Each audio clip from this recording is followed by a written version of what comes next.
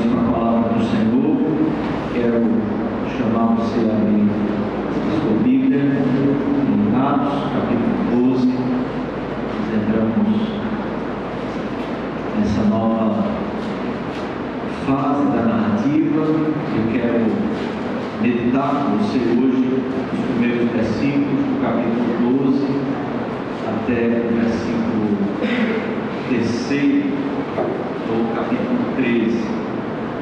Então, nós vamos, como o texto é um pouco grande, eu quero ler com você a partir do versículo 21 ao versículo 25 do capítulo 12.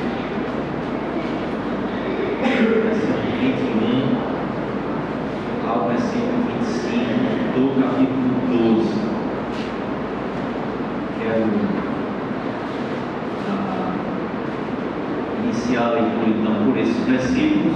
Depois nós vamos meditar sobre toda a passagem do versículo 1 ao versículo 1 do 12 até o versículo 3 do capítulo 13.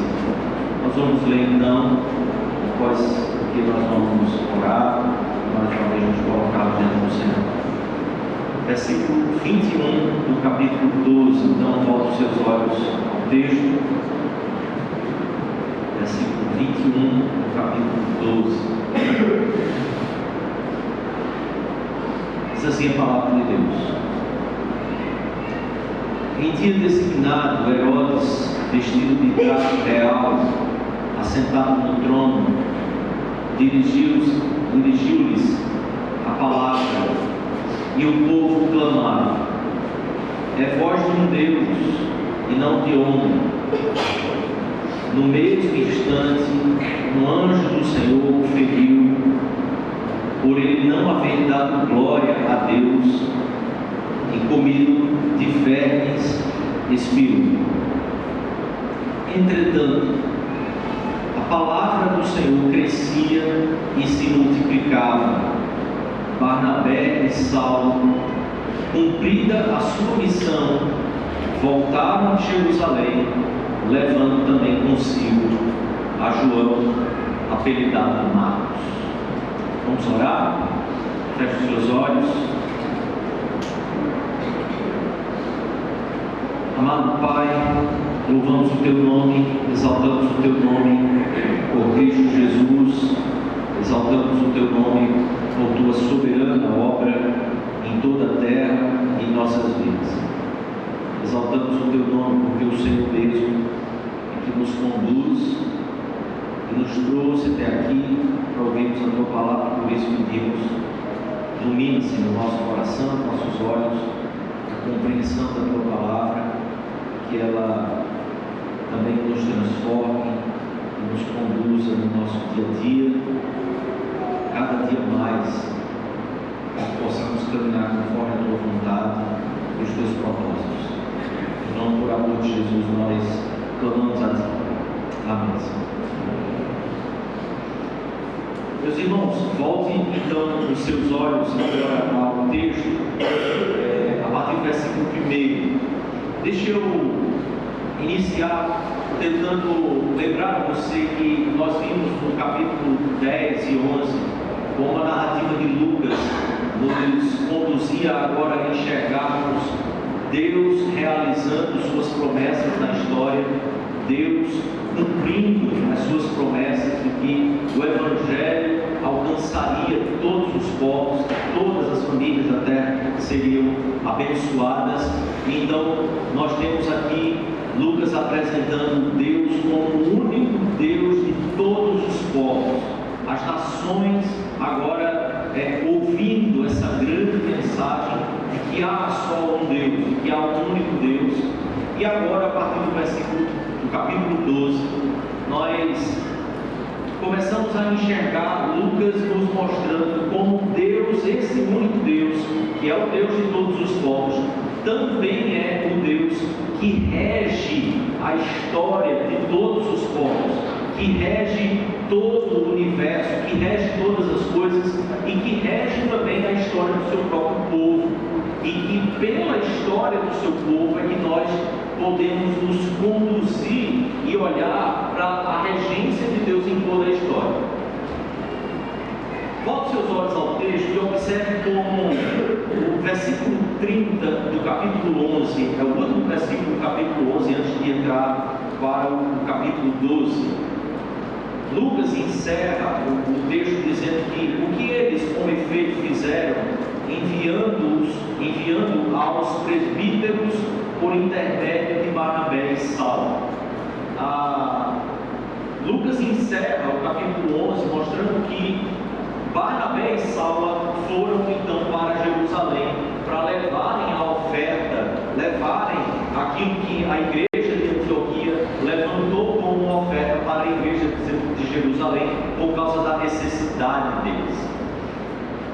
A partir do versículo 1 do capítulo 12 até o fim do capítulo 12, nós temos então um parêntese que Lucas está abrindo para que nós possamos ver então um pouco daquilo que a própria sociedade, o próprio Império Romano, como eles começaram a se relacionar e como eles também tentaram se levantar contra aquilo que Deus mesmo estava fazendo através da sua igreja.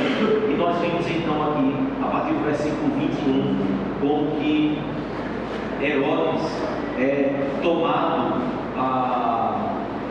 uma ação soberana do próprio Senhor, é morto, comido por vermes, e então Lucas fecha esse parêntese dizendo que, entretanto, versículo 24, entretanto, a palavra do Senhor crescia e se multiplicava. Barnabé e Saulo, observe, capítulo 11, ele termina falando sobre Barnabé e Saulo indo para Jerusalém.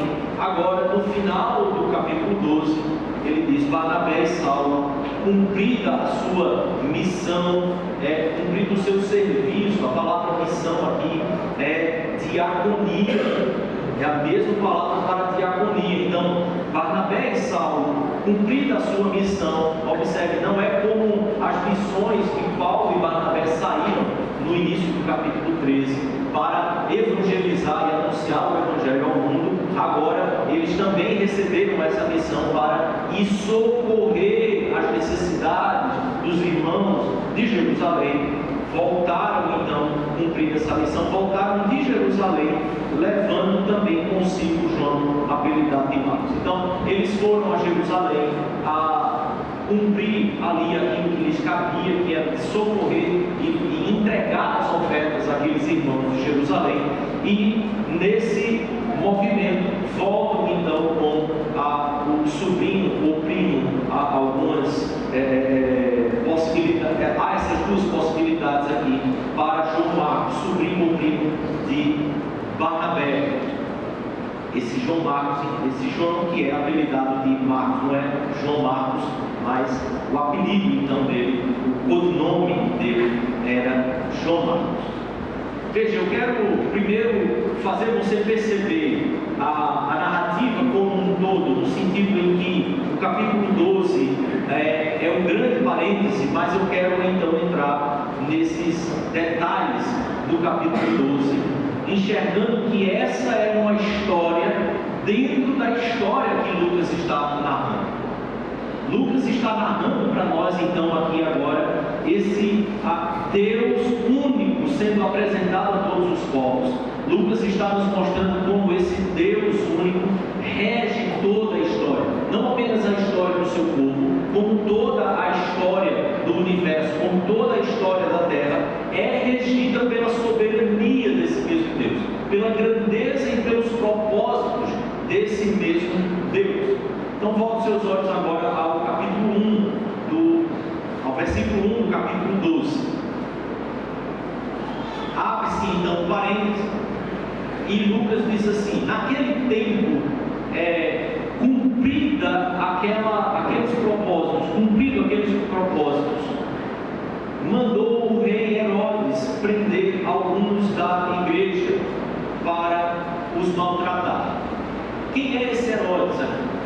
Não é o Herodes do tempo de Jesus, mas já é o neto dele.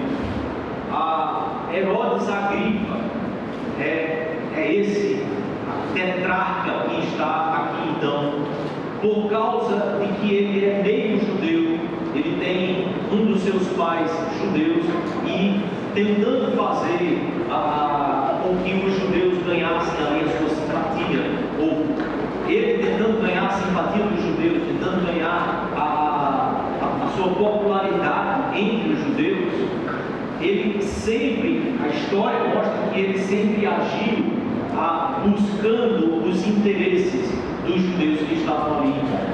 Agora, o que Herodes está a simpatia dos judeus, e como ele agora estavam crescendo aos montes naquela época, e então ele faz, Lucas diz que ele faz passar a fio de espada a Tiago, irmão de João.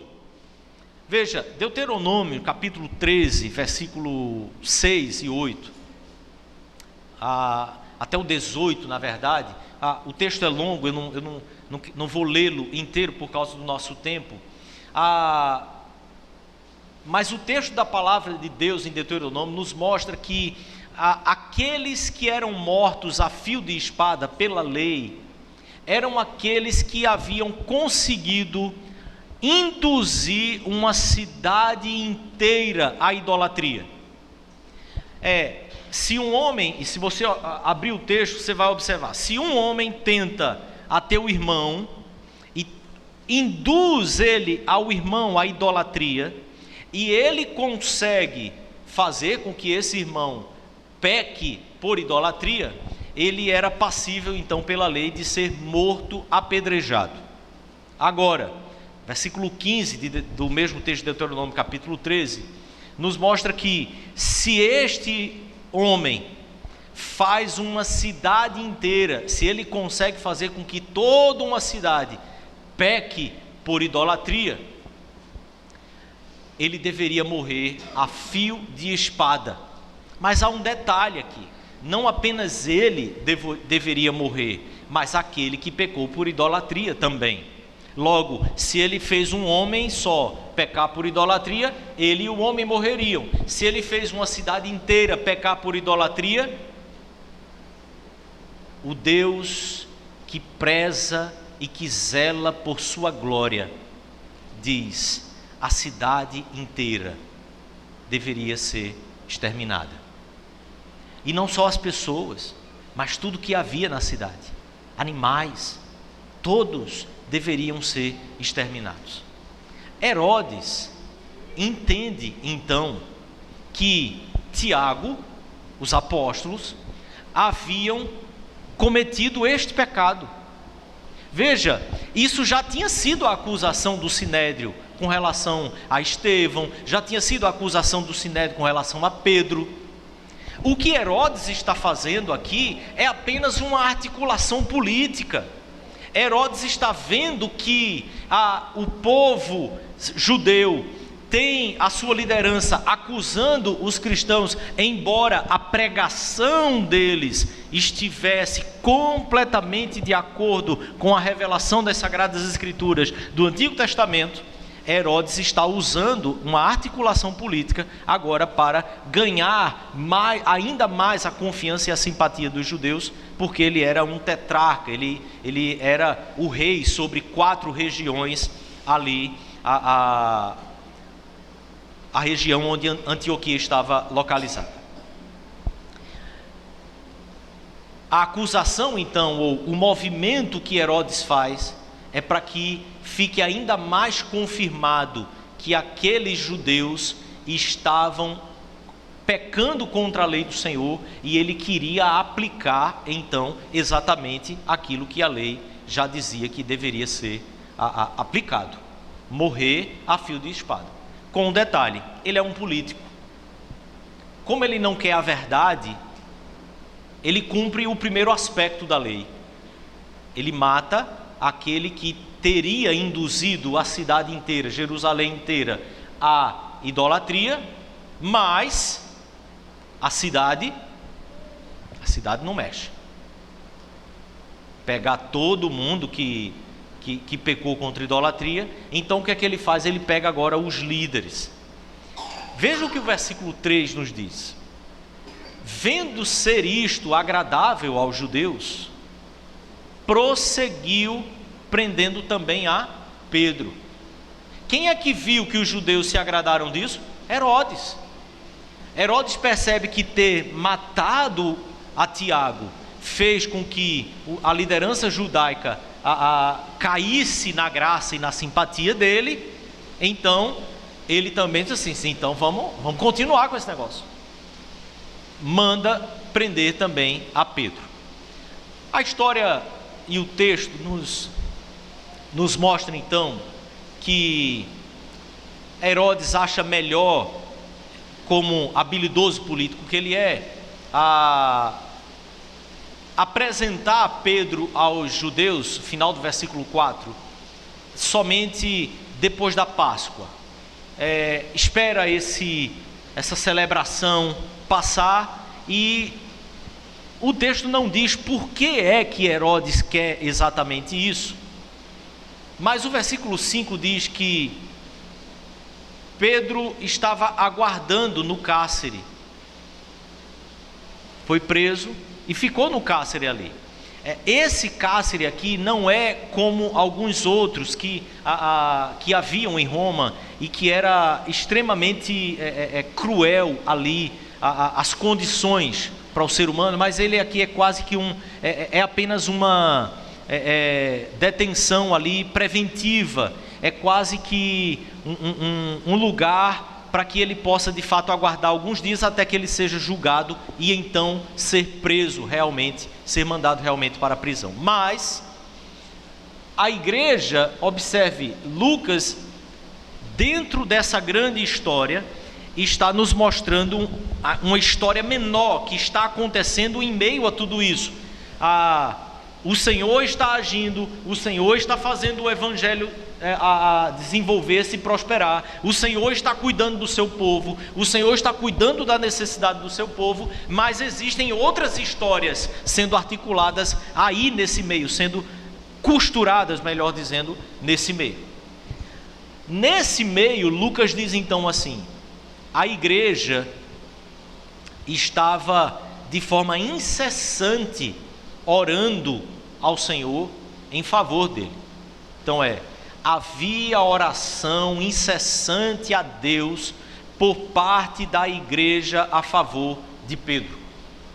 A igreja nesse meio estava de forma intensa e fervorosa. A palavra grega pode ser traduzida exatamente desta forma, não apenas no sentido de que não parava, mas também na intensidade dessa oração, no fervor dessa oração.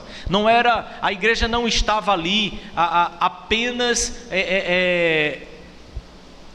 de forma presente e constante, mas de forma intensa e fervorosa, orando em favor de Pedro. Ou seja, a igreja estava pedindo ao Senhor: liberta a Pedro, porque já mataram Tiago e provavelmente é o que vão fazer com ele também. Então, Herodes tem suas articulações políticas, Herodes tem o seu poder, mas a igreja está em oração. Quando Herodes estava para apresentá-lo, naquela mesma noite, Pedro dormia entre dois soldados. Veja, o texto nos diz que havia ali 16 soldados fazendo uma escala para tomar conta de Pedro. Então, 4, 4, 4 e 4 eram as escalas. Isso significa dizer que a guarda que estava sendo oferecida para cuidar de Pedro era muito maior do que o normal. Normalmente ficavam 2 e depois 2. E só 4 soldados, só 4 sentinelas é que ficariam fazendo essa a segurança. Herodes duplica a segurança. Veja, há motivos para que Herodes faça isso, porque Pedro já havia sido preso, já tinha visto os milagres que o Senhor tinha operado através de Pedro. A multidão e a população já tinha caído na simpatia. Então a igreja estava caindo na simpatia do povo, e Herodes então faz com que essa guarda seja muito maior. E ele estava então ali acorrentado, 2 guardas tomando conta na parte de dentro, acorrentado com 2 cadeias, e sentinelas à porta guardavam também o cárcere. Observe que agora é uma segurança máxima que está sendo feita. Há 2 com eles e 2 fora ainda guardando, além do que ele está acorrentado. E eis, porém, que sobreveio um anjo do Senhor, e uma luz iluminou a prisão, e tocando ele o lado de Pedro, o despertou, dizendo: levanta-te depressa. Então as cadeias caíram-lhe das mãos. Disse-lhe o anjo: cinge-te e calça as sandálias. E ele assim o fez. Disse-lhe mais: põe a capa e segue-me. Versículo 9. Então, saindo, o seguia, não sabendo que era real o que se fazia por meio do anjo. Parecia-lhe antes uma visão. Veja, Pedro está simplesmente seguindo aquilo que o anjo está dizendo para ele, mas não perca os olhos disso, querido. Esta narrativa aqui está dentro de uma narrativa que conta uma história, mas está dentro dessa outra grande história. O Senhor Deus está realizando os seus propósitos eternos na face da terra. O Evangelho está alcançando todas as nações. O Senhor está se apresentando a todas as nações como o único Deus de todas as nações, mas também como aquele que rege toda a história, não apenas do seu povo, mas a história de forma geral. Ele rege todas as coisas. Não há quem não esteja debaixo da sua soberania e regência. Então, o anjo parecia para Pedro aqui uma visão, e depois de terem passado a primeira e a segunda sentinela, chegaram ao portão de ferro que dava para a cidade, o qual lhes abriu automaticamente. Veja, os portões da cidade também se abriram, não apenas as cadeias, mas os portões também se abriram automaticamente e saíram, enveredaram por uma rua, e logo adiante o anjo se apartou dele. Então, Pedro, caindo em si, disse: agora sei verdadeiramente que o Senhor enviou o seu anjo e me livrou da mão de Herodes e de toda a expectativa do povo judaico. Considerando ele a sua situação, resolveu ir à casa de Maria, mãe de João, cognominado Marcos, onde muitas pessoas estavam congregadas e oravam. Esse mesmo Marcos, que é o que volta com Barnabé e Saulo de Jerusalém para Antioquia. Então observe, Lucas está nos mostrando exatamente todas essas cenas que estão acontecendo, entrelaçadas, costuradas no meio dessa grande história, que Deus é que é o grande regente, que Deus é que articula todas essas coisas e que tem o controle sobre todas elas. Então, quando bateu ao pórtico do portão, veio uma criada chamada Rode ver quem era. Veja, a narrativa aqui dá um tom engraçado a tudo que está acontecendo. Pedro chega então, liberto das cadeias e da prisão, e Rode, reconhecendo a voz de Pedro, tão alegre ficou que nem o fez entrar, mas voltou correndo para anunciar que Pedro estava junto do portão. Eles lhes disseram: estás louca? Ela, porém, persistia em afirmar que assim era. Então disseram: é o seu anjo. E você pode de repente achar esquisito isso aqui, mas havia uma crença judaica que acreditava então que o anjo que Deus manda guardar cada um dos seus, os anjos da guarda, muitas vezes poderiam assumir a forma da pessoa que ele fazia a guarda dela. Então essa crença é o que está expresso agora aqui, mas na verdade, muito mais num tom de ironia. Tá ficando louca ela, né, rapaz? Coitada. Disse assim, é o anjo dele. Entretanto, Pedro continuava batendo. Então lhes abriram, viram-no e ficaram atônitos. Realmente é ele. O que Lucas está nos mostrando aqui? Nos mostrando a igreja. Isso é a igreja, irmão. Deus está fazendo, Deus está fazendo, Deus está agindo, Deus articulando tudo, conduzindo e regendo todas as coisas. E a igreja, o que ela faz? Como ela reage? Mas isso quer dizer que a gente não crê nisso? Isso quer dizer que aqueles irmãos não criam que era Pedro que estava ali? Não, mas é porque nós seremos infinitamente limitados nos nossos raciocínios, nas nossas percepções, em perceber os detalhes, inclusive em perceber um político agindo, fazendo mal com as nossas vidas, com aqueles que nós amamos, mas ainda assim é Deus agindo. É Deus regendo a história. E aí Pedro faz um sinal para eles com a mão e diz que se calem. Contou-lhes como o Senhor o tirara da prisão e acrescentou: anunciar isto a Tiago e aos irmãos. E saindo, retirou-se para outro lugar. Deixa eu só tocar aqui um pouco nesse ponto, porque nós somos um país de tradição romana, e muitas vezes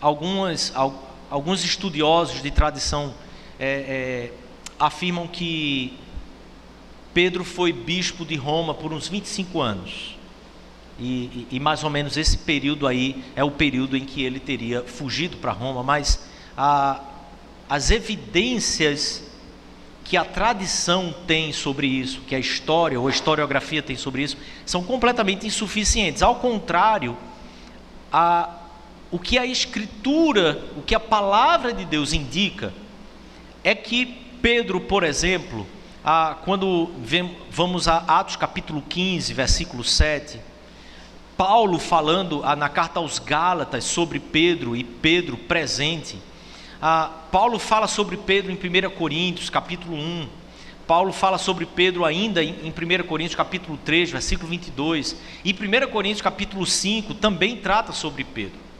Então observe, Pedro depois disso se encontra em Antioquia, Pedro passa um tempo em Coríntio, Pedro, pelos indícios da palavra de Deus, ele tem muito mais um ministério itinerante.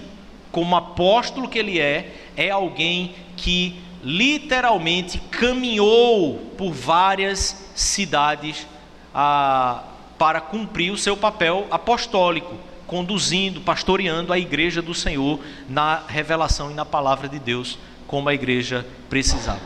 Todo o indício bíblico é que Pedro passou a ser um missionário de fato itinerante, um apóstolo que caminhava e que em Jerusalém quem fica é exatamente Tiago.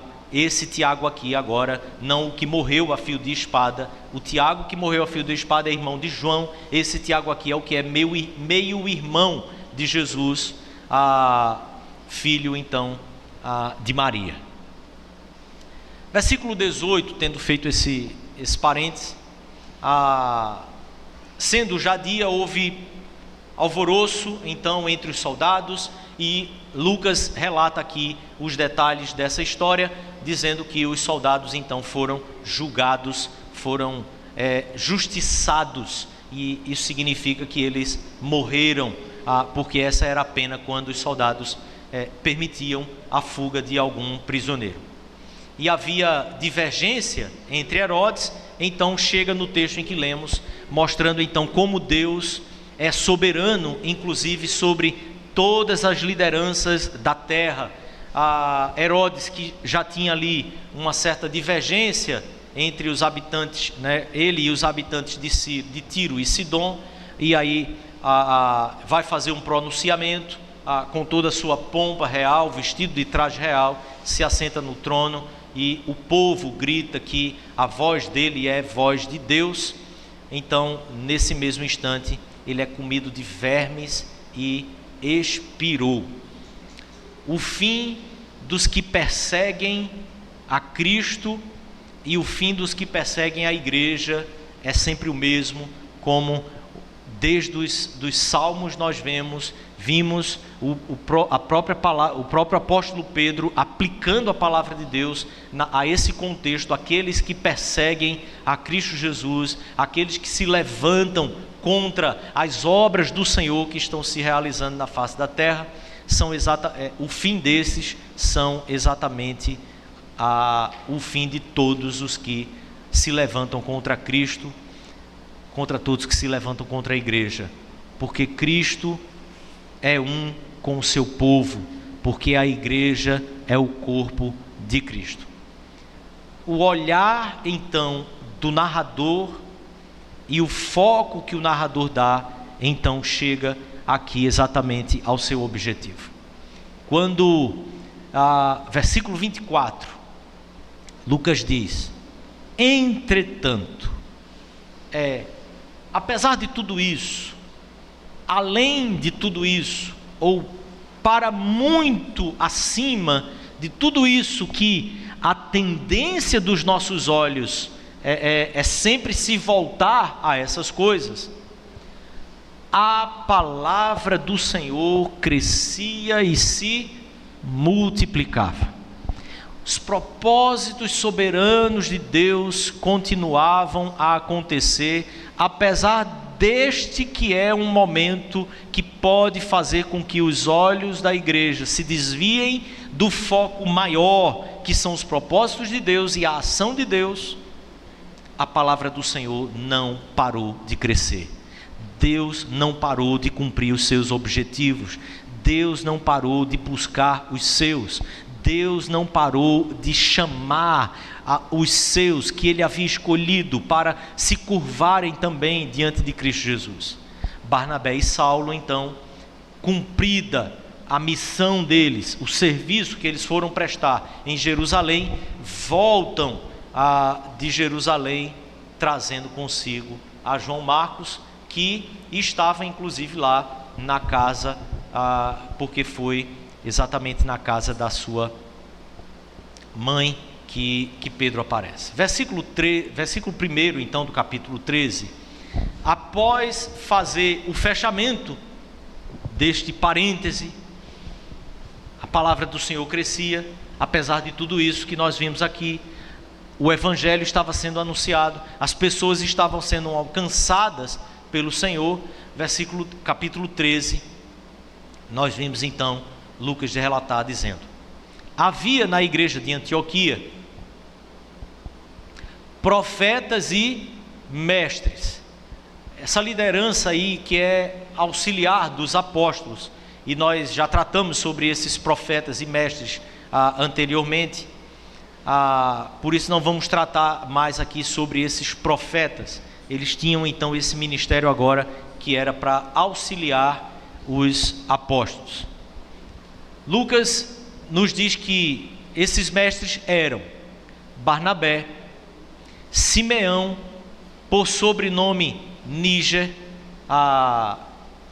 Esse sobrenome aqui seria negro, é a palavra grega para Níger. Seria um apelido que ele tinha, porque muito provavelmente ele era um africano. convertido também naquela região. Lúcio de Cirene, Manaém, Colasso de quem? Herodes. Olha quem fazia parte da liderança da igreja em Antioquia. Você sabe o que significa Colasso de Herodes?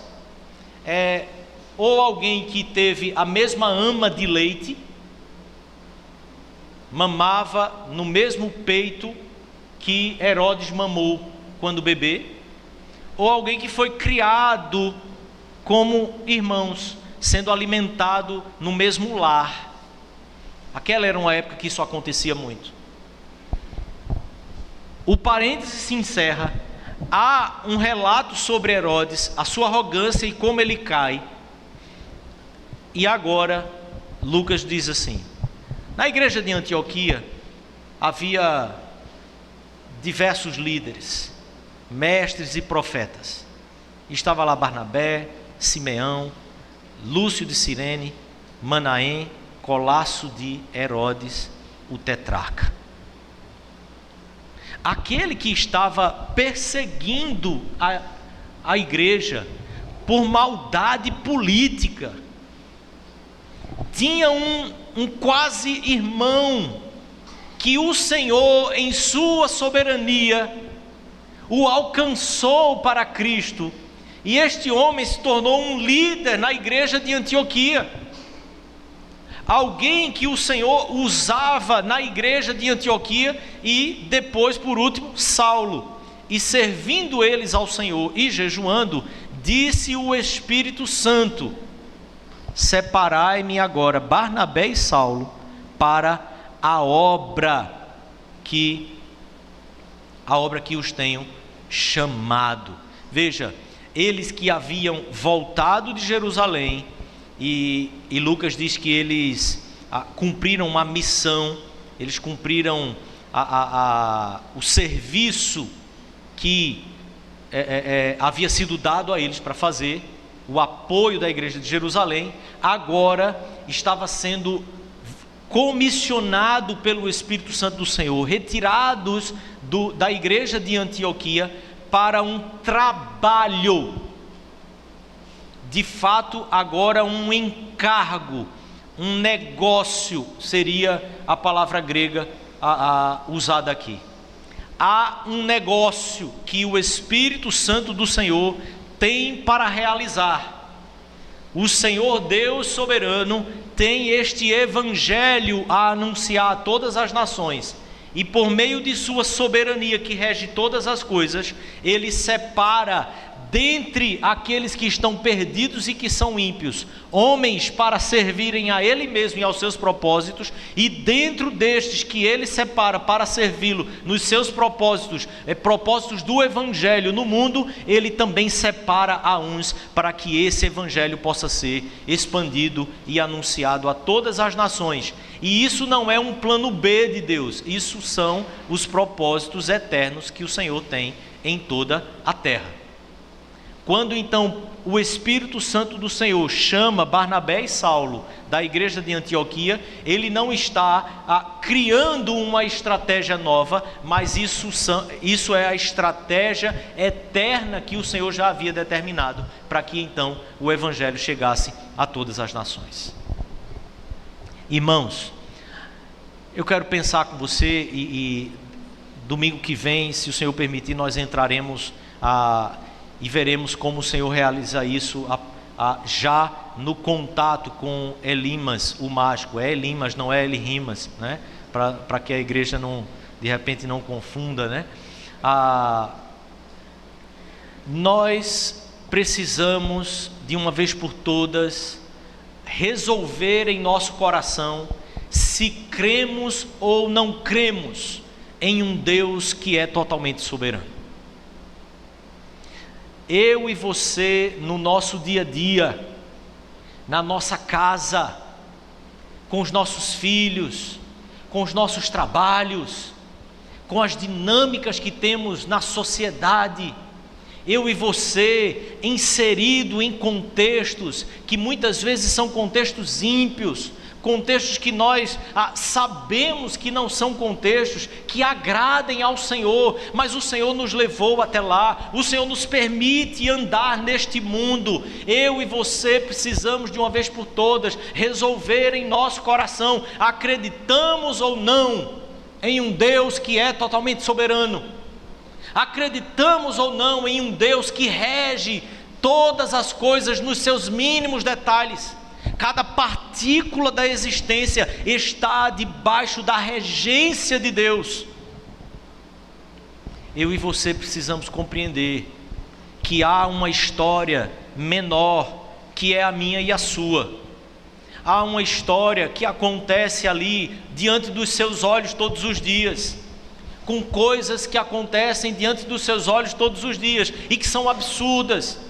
Injustiças que são cometidas diante dos nossos olhos todos os dias, injustiças que são cometidas na nossa cidade, no nosso estado, na nossa nação, todos os dias.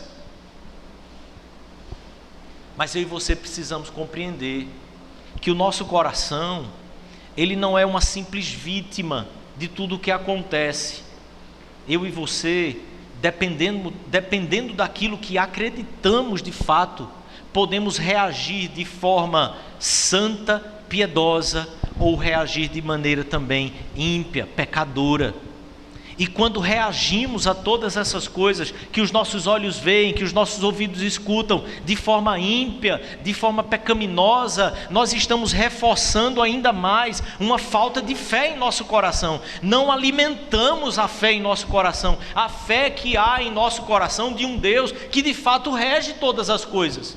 Que por mais que nós tenhamos diversas histórias pequenas, micro histórias acontecendo todos os dias, o Deus soberano, criador de todo o universo, é o Deus que de fato tem a sabedoria infinita para reger cada uma dessas histórias, de maneira que somente a sua glória seja o alvo e o fim de todas as coisas.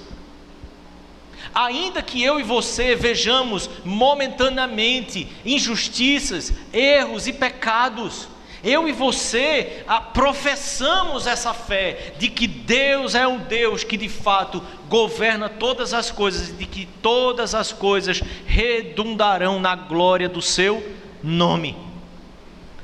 Nós podemos olhar para uma história como essa: Tiago sendo aprisionado, morto a fio de espada, Pedro sendo aprisionado, o anjo do Senhor libertando a Pedro, e podemos ficar aqui e nos concentrar aqui, mas nós podemos observar a narrativa maior, a narrativa como um todo. É toda essa história que, ainda que seja emocionante, ainda que nós possamos ficar estupefatos diante do poder de Deus, ainda assim o que Deus está mostrando é: esses milagres que faço dia a dia não são ainda aquilo para o qual os seus olhos precisam se voltar.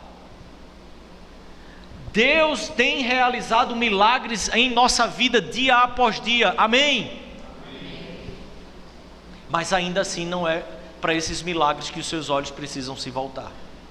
Os seus olhos precisam estar atentos a tudo o que Deus está fazendo em sua soberania e o propósito maior para a sua glória, e não simplesmente se ater aos pequenos detalhes de toda essa condução milagrosa que Ele realiza todos os dias. Eu e você não temos estrutura humana para ficar nos atendo a todos os detalhes. Nós nos cansamos e nos sufocamos. Só o Senhor Deus é grande o suficiente para cuidar e gerenciar cada detalhe das nossas vidas, da sua igreja, da história. Eu e você precisamos manter o nosso foco na obra maior que o Senhor está realizando. Ele está agindo em toda a terra. Ele vai redimir toda a terra. E Cada coisa dessa faz parte de um grande propósito, de um quebra-cabeça que Ele está montando, mas que eu e você temos esperança. Eu e você podemos olhar com esperança para o futuro. Eu e você podemos desfalecermos aqui hoje.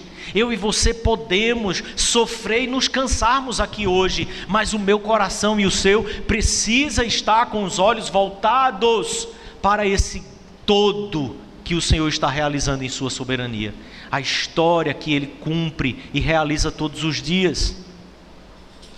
Eu e você podemos descansar na promessa da vida eterna, da consumação de todas as coisas, porque afinal de contas, Ele cuida das cadeias que nos prendem todos os dias, mas Ele, mais do que isso, é o Deus que está agindo em toda a história, e os seus Ele conduzirá até o fim, para descansarem nele. Então observe, querido, como eu e você podemos olhar para o decorrer de toda essa história, e o que Lucas nos mostra aqui, o único momento de participação da igreja foi: eles oravam. Eles oraram incessantemente, intensamente, fervorosamente, pela libertação de Pedro. Como eu e você podemos acompanhar as dinâmicas que oscilam entre boas, injustas, ruins? Como eu e você podemos acompanhar essa dinâmica das histórias menores? Eu e você podemos acompanhar isso em oração. O meu papel e o seu, o papel da igreja, é orar, orar, e depois de orar, ficar atônita. Ele não cuida apenas do todo, Ele cuida dos detalhes, dos mínimos detalhes. O nosso Senhor Jesus, Ele não é apenas o Senhor do universo. Ele é o Senhor da sua vida, da sua casa. Ele não veio para tentar suprir suas necessidades. Ele veio redimir-nos do nosso pecado, para que tenhamos comunhão com Deus. É por isso que absolutamente nenhuma riqueza desse mundo pode se comparar ao fato de que eu e você temos o maior tesouro, que é a comunhão com Deus Pai. Isso não muda, isso não é retirado de nós. Se estamos bem, materialmente falando, isso não é tirado de nós. Se estamos mal, isso também não é retirado de nós. Eu e você somos chamados a não apenas olhar para as pequenas histórias, mas olharmos para o todo. Porque o que Lucas está fazendo é nos mostrando exatamente que essas dinâmicas que envolvem ímpios e a vida da igreja, elas são parênteses dentro de um enredo que o Senhor tem, que é muito maior. Então eu e você podemos ter a segurança. A nossa história não está solta, mas ela faz parte desse grande enredo. Isso é maravilhoso, querido, porque aqueles que não prestariam para nada, sabe, aquele povo, como o Senhor diz, que eram os menores, e é quem Ele escolheu,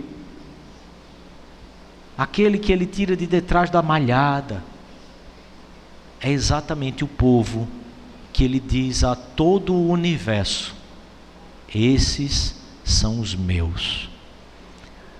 A tua história e a minha história foram inseridas na história que o Senhor está realizando eternamente.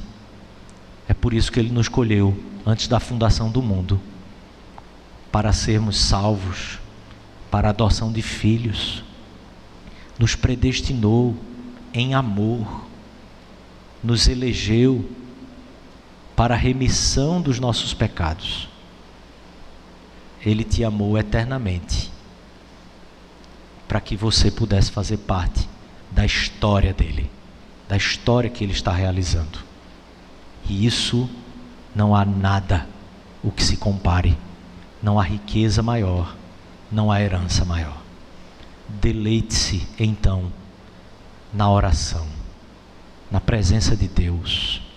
Deleite-se, gaste seu tempo buscando a Deus, porque Ele te fez ter comunhão eterna com Ele. Feche seus olhos.